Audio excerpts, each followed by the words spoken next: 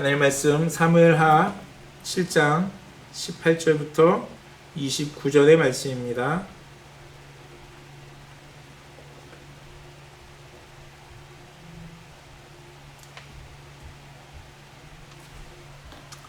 같이 읽겠습니다.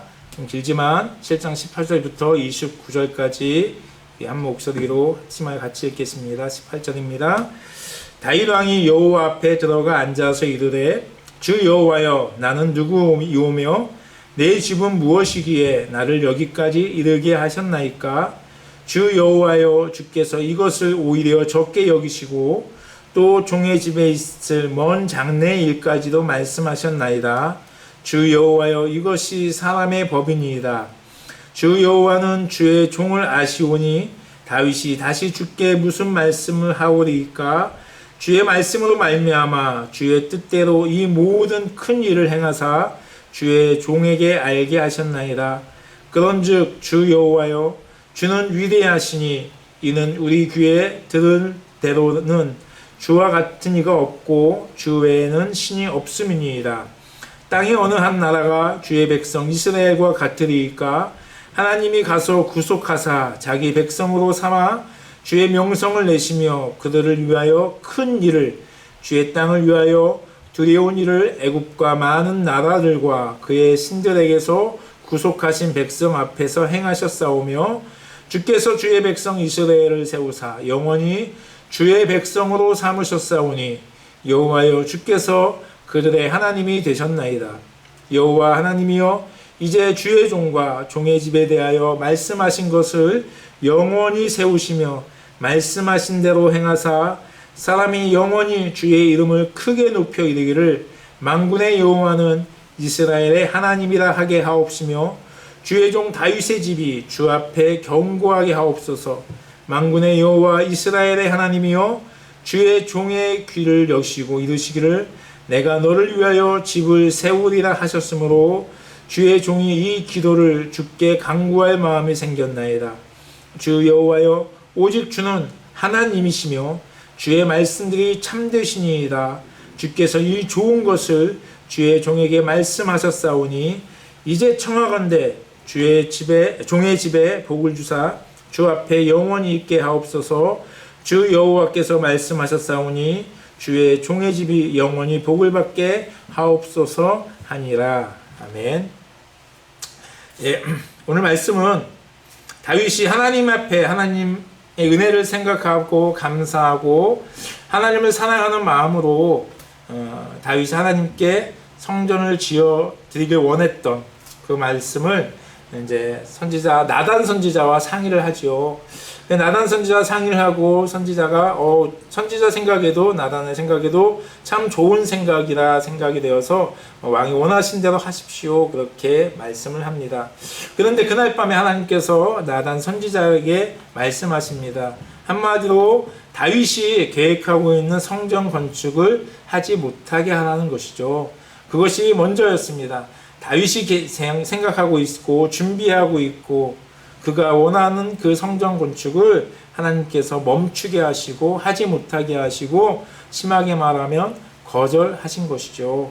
그리고서는 거절로 끝난 것이 아니라 물론 그 뒤에 하나님께서 다윗과 그의 집안에 대한 생각과 계획들을 말씀해 주셨습니다. 정말 놀라운 것. 지난주에 봤듯이 그 중에 핵심은 이거죠. 하나님께서 다윗과 그의 자손의 아버지가 되셨다는. 그냥 하나님으로 끝나는 것이 아니라 아버지가 되셔서 조건 없이 아무나 어떠한 원함이 없이 무조건 사랑해 주시겠다. 내가 무조건 너를 지키겠다.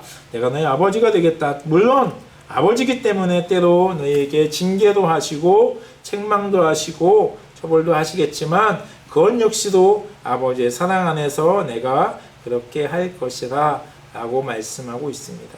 그 말씀을 나단 선지자가 듣고 다윗에게 있는 그대로 다 고하게 됩니다. 다 말씀했을 때 그 얘기를 들은 다윗이 이제 오늘 본문의 말씀을 하는 것이죠. 오늘 본문의 말씀으로 기도하는 것입니다.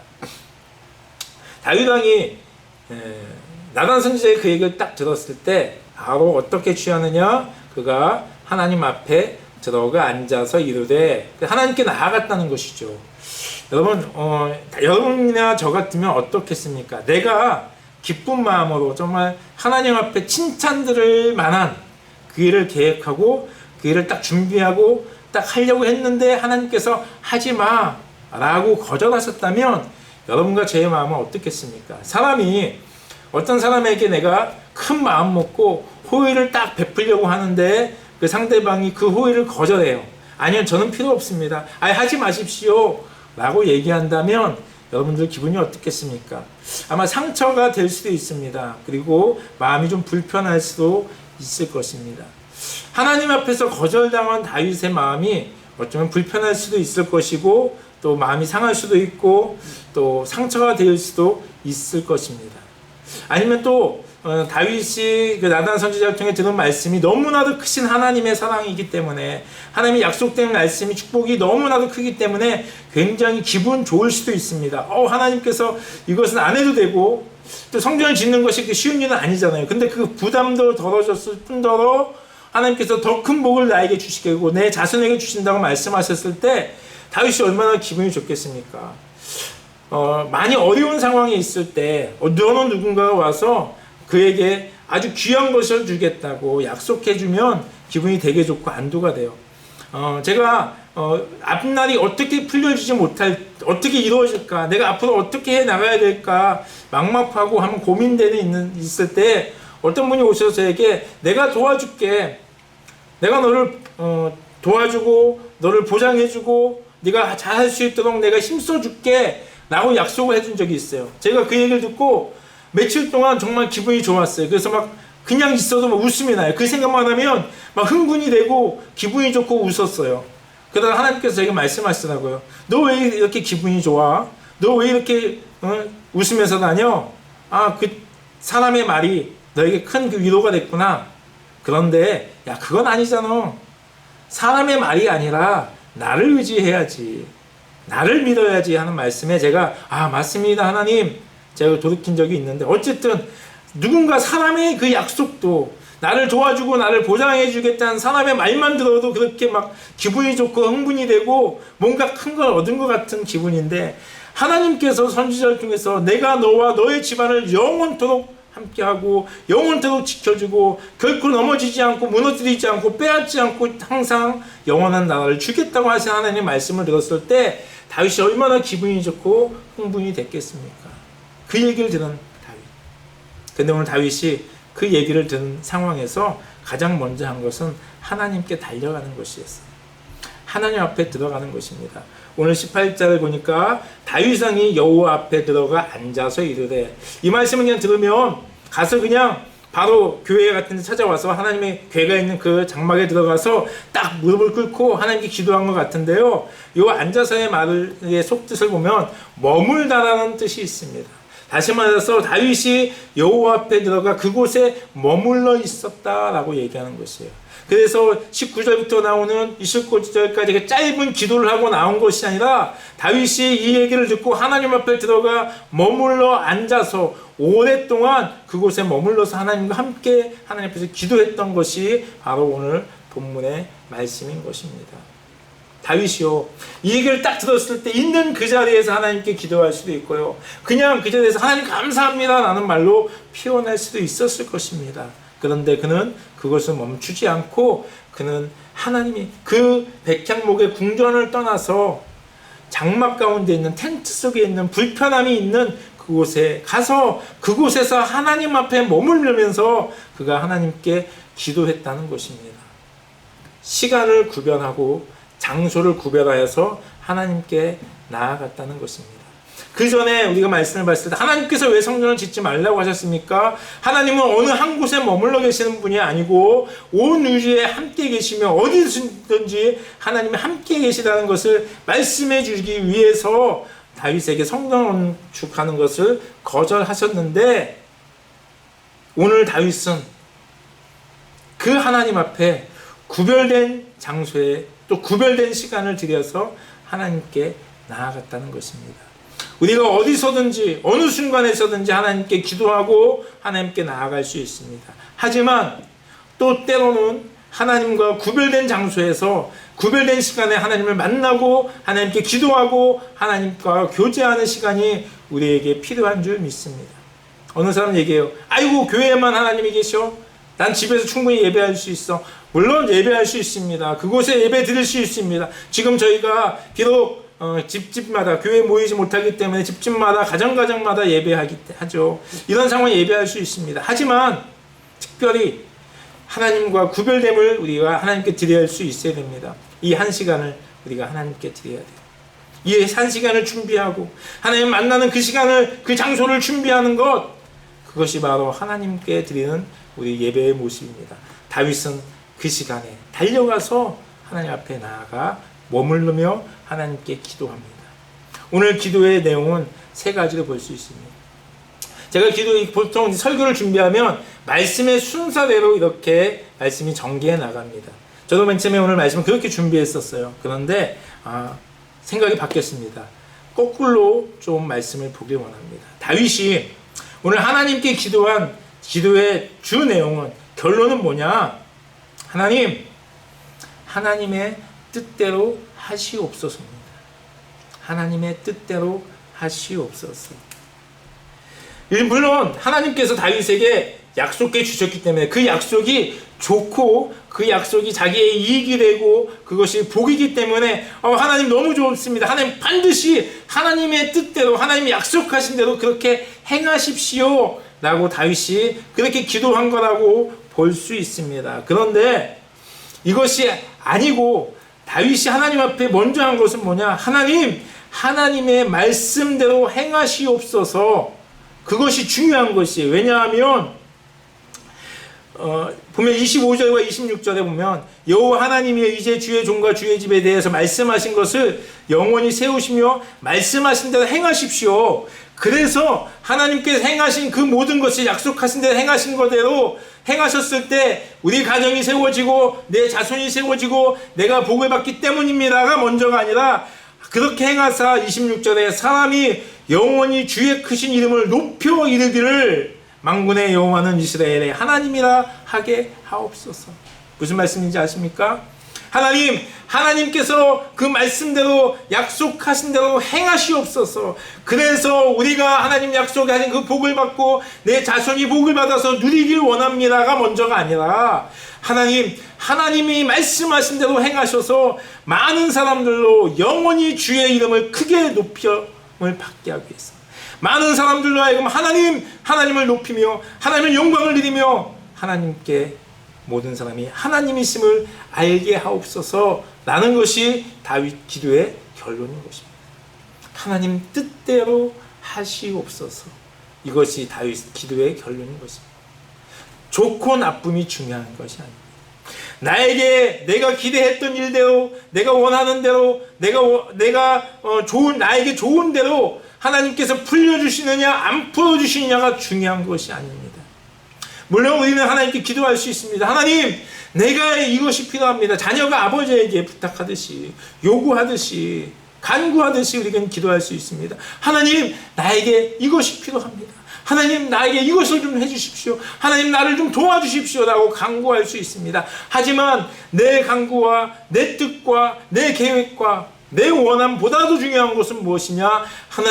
하나님의 뜻대로 하시옵소서. 예수님께서 그렇게 기도했잖아요. 할 수만 있거든 이 잔을 내게서 옮기시옵소서. 이것이 예수님의 육신을 입으신 예수님의 간절함이고 진정 어린 하나님의 간구였어요. 하지만 그보다 중요한 것이 무엇입니까? 그러나 아버지, 나의 원대로 하지 마옵시고 아버지의 원대로 하옵소서. 이것이 예수 그리스도의 기도였던 것처럼 우리는 우리의 기도 모든 것에 하나님의 뜻이 앞서야 되며 하나님의 계획이 앞서야 되며 하나님의 원하심이 우리의 원함보다 앞서야 된다는 것입니다. 우리가 소풍교회가 부흥되길 원합니다. 저도 막 부흥되길 원해요. 그래서 오늘 여러분 아시다시피 줌 옆에 창에 참가자가 쭉 있어요. 오늘 하민이가 안 왔는데 하민이가 딱 접속하면 7명이면 좀 꽉 차 보여요. 근데 이게 제가 하나님 꽉 좀 이렇게 한 줄이라 넘기진 않더라도 이 한 줄에 쭉 좀 찼으면 좋겠습니다 라고 제가 그렇게 기도할 때도 있어요. 그런데 그보다 중요한 건 그것이 아니에요. 정말 우리 이석궁교회가 정말 하나님의 뜻대로, 하나님이 원하시는 대로, 하나님이 세우신 목적대로 잘 순종하며 매주마다 날마다 그 일들을 감당하는 것이 중요한 것입니다. 우리가 어떻게 살아가느냐, 내가 어떤 복을 어떻게 누려가느냐, 그것도 중요합니다. 하지만 더 중요한 것은 하나님, 내가 오늘도 내가 하나님의 뜻대로, 하나님이 나에게 향하신 그 뜻대로 내가 어떻게 살아갈까요? 그것이 더 중요하다는 것입니다. 내가 편안함을 누리거나 내가 많은 것을 받는 것, 네, 좋습니다. 하나님의 은혜, 하나님의 복 받는 것 좋습니다. 하지만 그것을 통해서 더 중요한 것이 무엇입니까? 하나님의 영광이 나타나는 것이고요, 그것을 통해서 하나님의 뜻이, 하나님의 계획이, 하나님의 목적하심이 우리 가운데 드러나는 것이 중요하고, 그 뜻대로 우리가 순종하며 나가는 것이 우리가 중요한 줄 믿습니다. 다윗은 하나님 약속하신 그대로 내가 우리 가정에 그렇게 이루어지길 원합니다.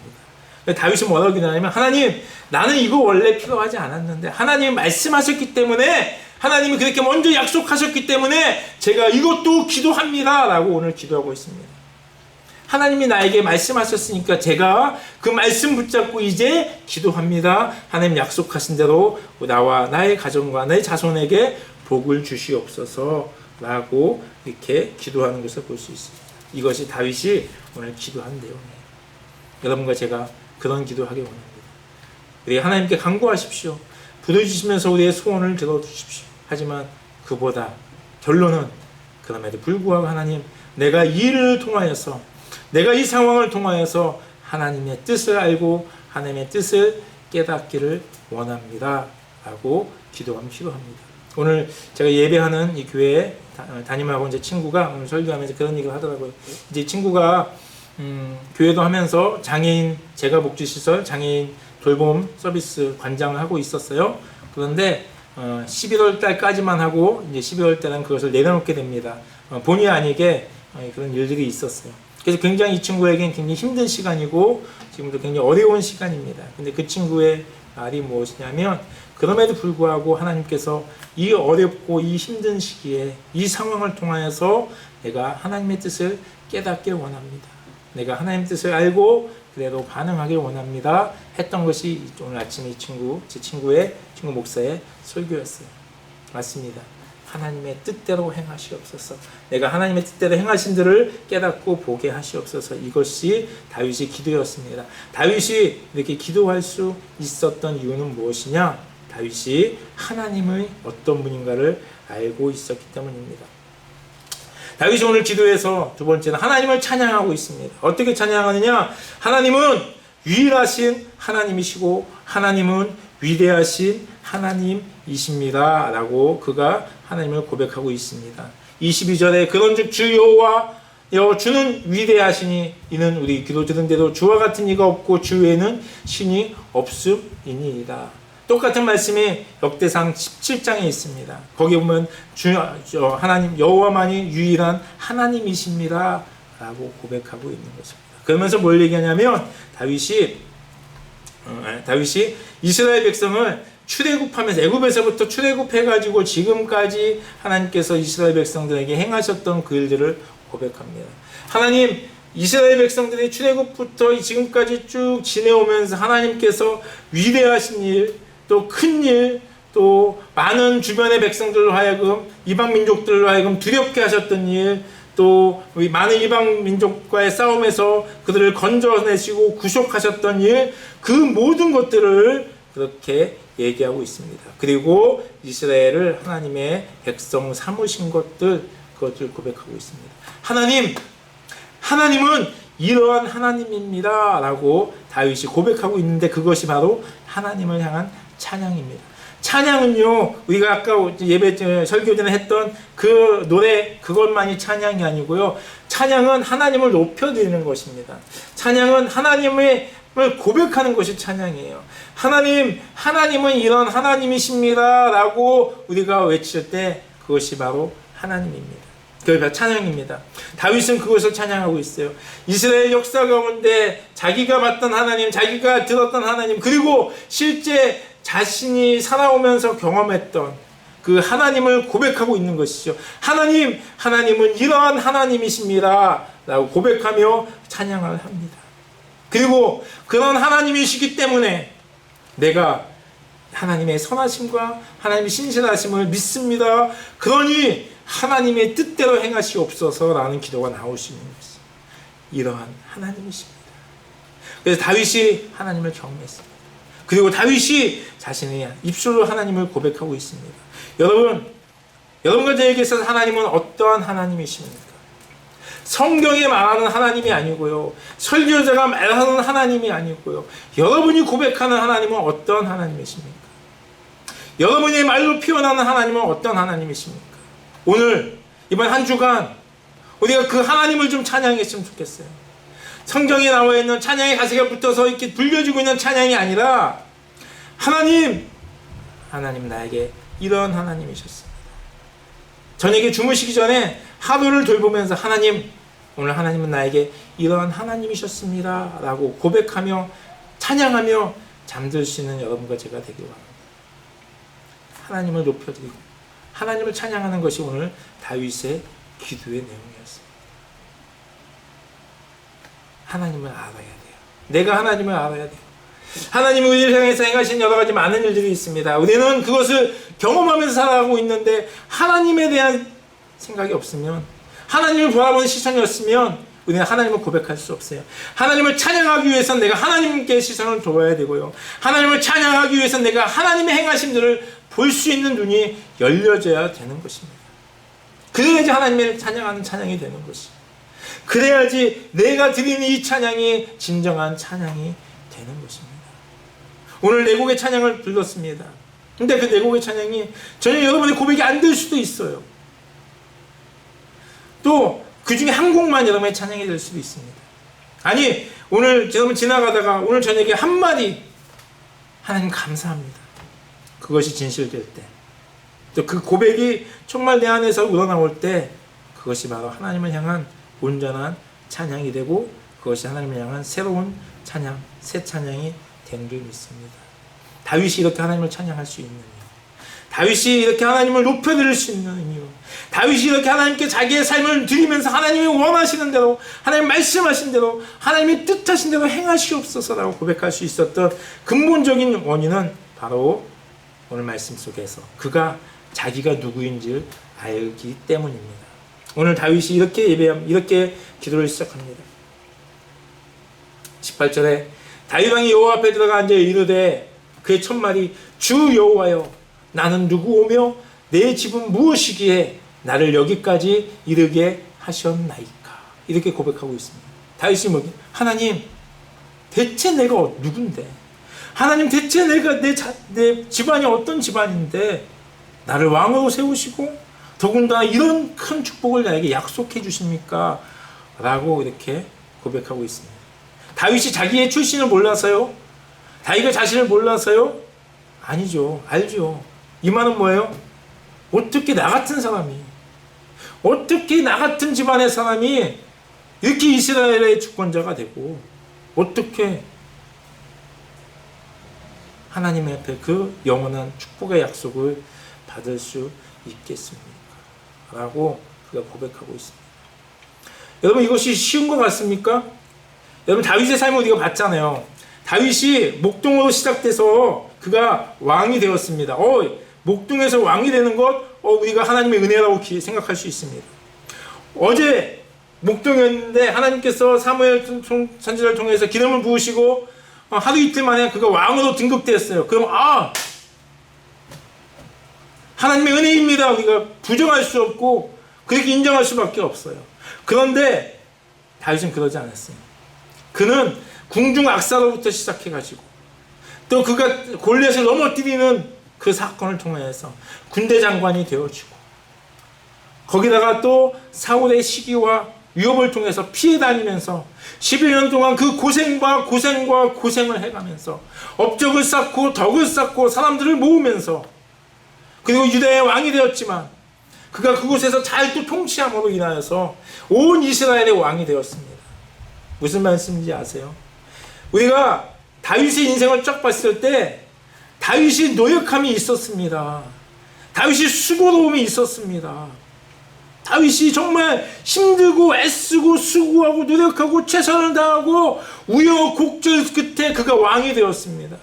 쉽게 말해서 다윗은 왕이 될 만한 그런 과정들을 거쳤고요, 왕이 될 만한 충분한 상황들을 거쳤고 훈련되어서 왕이 되었습니다. 그래서 이렇게 생각할 수 있어요. 내가 그 고생을 통하여서, 그 고난을 통하여서, 그 과정을 통하여서 내가 왕이 되었구나, 내가 드디어 왕의 자리에까지 올랐구나 라고 고백할 수 있고 그렇게 말할 수 있습니다. 근데 다윗은 오늘 뭐라고 얘기합니까? 그 모든 과정이 있었지만 결론적으로 나를 왕으로 세우신 것은, 나의 목동이었던 그렇게 좋지 않은 집안에 나를 왕으로 세우신 것은 전적으로 하나님이셨습니다.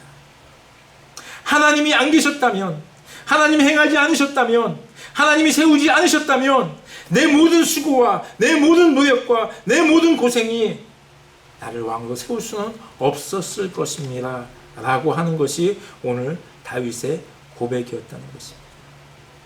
내가 누구이기? 다윗은 내가 누구입니까? 나는 목동입니다. 나는 시골 농부의 막내 아들로 형들뿐만 아니라 부모조차도 나를 인정하지 않는 그러한 보잘것없는 그러한 목동일 뿐이었습니다. 우리 집안에는 이방 여인이 2명이나 있는 그렇게 썩 깨끗하다고 얘기할 수 없는 그러한 집안입니다. 그런데 하나님께서 나를 왕으로 세우셨습니다. 그런데 하나님께서 나를 지금 이 자리에 있게 하셨습니다 라고 그가 고백하며 감사하며 찬양하며 오늘 기도를 시작합니다. 제가 언젠가 말씀드린 것 같은데요, 제가 대학 다닐 때 같이 전도여행을 다녔던 그런 전도사님이 계셨어요. 근데 그 전도사님이 원래는 원광대학교 불교학과를 나왔어요. 그리고 원광대학교 불교학과 출신으로 총학생회장도 선거에도 나갔어요. 그분이 총학에 나가면서 공약이 뭐냐면, 원광대학교가 불교학교인데 원광대학교에 있는 모든 기독교 서클을 다 없애겠다고 하는 것이 그분의 공약이었어요. 다행히 안 됐어요. 시간이 떨어졌습니다. 그리고 그분이 또 얼마나 열심히 했냐면, 소독대에 가면 원래 소독대에 교회밖에 없었대요. 근데 소독도 봉사 가서 교회만 있는 현실이 안타까워가지고 거기다 절을 세웠어요. 그런 분이셨어요. 근데 이분이 승려가 되어서 10여 년간 절에 들어가서 돌을 닦는데, 이분의 10여 년간의 돌을 닦으면서 던졌던 화두는 하나였어요. 내가 누구인가였어요. 사람이 누구인가? 나는 누구인가? 자기가 이 질문에 답을 얻기 위해서 눈이 오나 비가 오나 상관없이 매일 4시가 되면 목욕 재개하고 바위에 올라가서 참선을 하면서 이 질문을 던졌대요. 내가 누구인가? 과연 사람은 무엇인가? 그래서 이분이 어느 경지까지 올랐느냐? 그 불교나 그런 무속에서 얘기하는 귀신을 보는 정도에까지 그렇게 도가 닦였어요. 그 도가 닦이는데도 불구하고 내가 누구이고 사람이 무엇인가 라는 것에 대한 질문에 답을 얻지 못했어요. 이분이 10여 년간 그 승려 생활하다가 도저히 찾지 못해서 때려쳤어요. 그 하산해가지고 도미했습니다. 미국에 갔어요. 미국에 가니까 이제 아는 사람도 없고 일가 친척도 없이 가족만 데리고 미국에 갔는데, 미국에 가서 이제 사람을 사귀어야 되잖아요. 교민들 사이에 들어가야 되니까 가장 좋은 방법이 어디였느냐? 교회 가는 거였어요. 그래서 어쩌면 불교도 떠났겠다. 이제 교회에 갔답니다. 교회 갔는데 자기의 목적은 뭐예요? 예배가 아니고 사람들 사귀는 거잖아요. 그래서 예배 끝나면 사람들과 인사하고 교제하고 또 앞으로 사업을 계획하고 하는 것이 목적이었어요. 그래서 목사님 설교도 들어오지도 않고 찬양은 뭐 잘 모르겠고 앉아 있는데 앞에 성경책이 있더래요. 그래서 목사님 설교 듣는 것보다 책이나 읽자. 그래서 성경책을 딱 이제 펼쳤대요. 보는데 이분이 성경책 2페이지를 딱 여는 순간 이분이 충격을 받은 거예요. 멍해진 거예요. 왜냐? 자, 첫 페이지 성경책 껍데기, 두 번째 창세기라 써있는 그 종이, 그 창세기 1장 1절이 딱 나오잖아요. 근데 거기에 딱 보니까 흙으로 하나님께서 사람을 만드신 장면이 나온 거예요. 그리고 그 흙이 원어에는 티끌이거든요. 티끌. 이분이 10년 동안 사람이 무엇이며 나는 누구인가라고 고민했는데 성경책을 2페이지 딱 넘기니까 거기 대답이 나왔어요. 사람은 흙이다. 너는 흙이다. 그래서 죽으면 흙으로 돌아간다. 이분이 충격을 먹었어요. 그리고 성경을 읽기 시작했습니다. 10여 년간 새벽마다 끊임없이 던졌던 질문이 성경책 2페이지 넘기니까 실제로 성경책 첫 페이지에 딱 결론이 나와 있는 거예요. 그래서 그분이 거기서 성경을 읽고 예수님을 만나고 회심하고 사역자가 돼서 저 학교 다닐 때 그분이 대학원을 다녔어요. 같이 전도 다니면서 그분은 타겟은 불교신자. 딱 전도하는데 저 절에 다니고 아이 잘 됐습니다. 저는 승리였습니다 하면서 전도하기 시작하는 거예요. 지금 아마 목사님이 되셨을 텐데 여러분과 저는 무엇입니까? 흙입니다.